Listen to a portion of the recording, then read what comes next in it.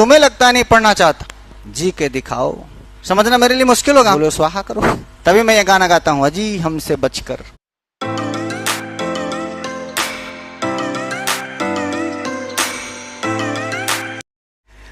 बोले सर आप धर्म पढ़ाने आते हैं कि संस्कृत पढ़ाने आते हैं? दरअसल संस्कृत और धर्म का ना ऐसा रिश्ता है कि आप संस्कृत बिना धर्म के कर ही नहीं सकते। और धर्म पढ़ें और संस्कृत ना रहे, और संस्कृत पढ़ें आप धार्मिक ना रहे, इन दोनों का बड़ा एक ही सिक्के के दो पहलू हैं।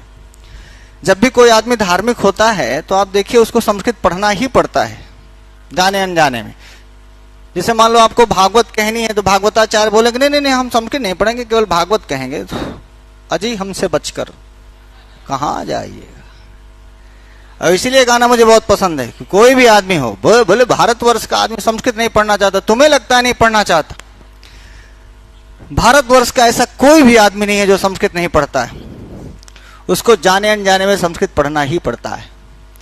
जब आप भगवान शंकर के मंदिर में जाके ओम नमः शिवाय कह रहे होते हैं तो आपको पता नहीं होता है आप संस्कृत पढ़ रहे होते हैं। आप नमः के योग में चतुर्थी लगा रहे होते हैं। बोलो हाँ या ना गुरु जी?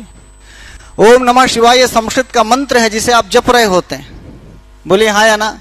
जब आप हनुमान जी के मंदिर में जाते हैं, मान लो अतुलित बलधामम हेम शैलाभदेहम कहते हैं, तो आप संस्कृत पढ़ रहे होते हैं। जब आप किसी भगवान के सामने खड़े होकर तुम्हें माता च पिता तुम्हें बंधुश्च सखा तुम्हें कह रहे होते हैं तो आप संस्कृत पढ़ रहे होते हैं। बोलिए हाँ या ना? कभी किसी कार्यक्रम में मंगलम भगवान विष्णु मंगलम गरुणध्वजा मंगलम पुंडरीकाक्ष, तो आप संस्कृत पढ़ रहे होते हैं। गुरुर् ब्रह्मा गुरुर्विष्णु गुरुर्देवो महेश्वरा, बोलो हाँ या ना?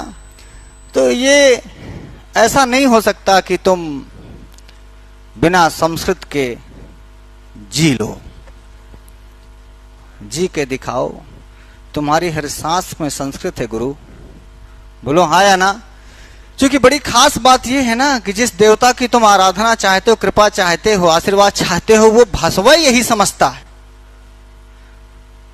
उसकी यही भाषा है गुरु जी। बोलो हाँ या ना? वो कहते हैं कि ये देव भाषा है। क्यों देव भाषा है? क्योंकि देवताओं को यही समझ में आता है। मान लीजिए आपको हमसे कुछ कहना हो तो जो मुझे समझ में आता है उसी भाषा में बात करोगे ना। कोई मुझे रसियन में आके बात करे तो हम क्या समझेंगे कि गरिया रहा है कि हमारी प्रशंसा कर रहा है?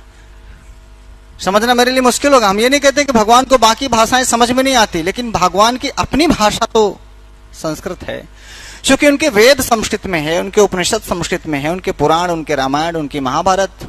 बोलो हाँ या ना? ऐसे सारे मंत्र जिनसे वो प्रसन्न हो सकते हैं वो सब कुछ संस्कृत में। आप इंजीनियरिंग पढ़ सकते हो, नो डाउट, आप भूगोल के विद्यार्थी हो, अर्थशास्त्र के विद्यार्थी हो, लेकिन जिस दिन तुम्हारा विवाह होगा, जिस दिन तुम्हारा व्रतबंध होगा, जिस दिन तुम भगवान की पूजा करोगे, जिस दिन तुम भगवान के मंदिर में जाओगे, उस दिन या तो अपने से मंत्र बोल रहे होगे और या तो तुम्हें कोई अक्षत दे करके हाथ जुड़वा देगा और आचार्य जी मंत्र बोल रहे होंगे, बोलो स्वाहा करो।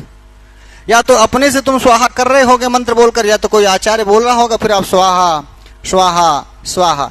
तो जितने लोग जिंदगी में एक भी बार हवन किए हैं तो भाई साहब वो सब संस्कृत पढ़े हैं, क्योंकि स्वाहा तो संस्कृत का शब्द है।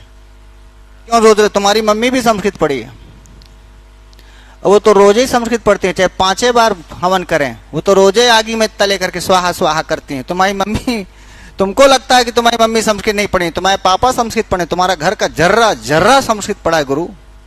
बोलो गुरु जी।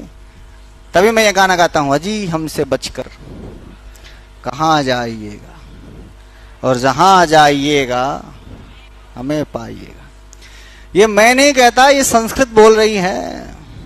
क्यों भाई साहब?